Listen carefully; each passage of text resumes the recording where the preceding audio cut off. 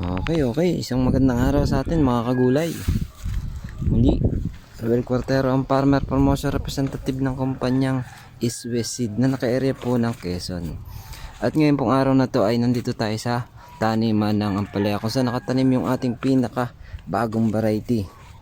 Pinakalala natin si Galaxy Max F1. Yan, kung mapapansin nyo, si Galaxy Max po yung ating nakatanim ngayon. Yan. Na kitang-kita nyo naman, napakabulas ng ating Galaxy Max. Yan. Alright. Dito nga pala tayo sa Tagbakintiao, Quezon. Ayan, yan ang mga bunga ni Galaxy Max. Alright. Napakadami.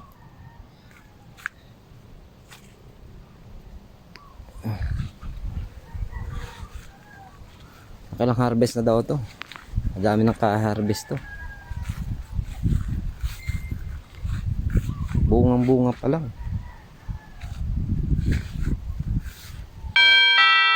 Swabe na.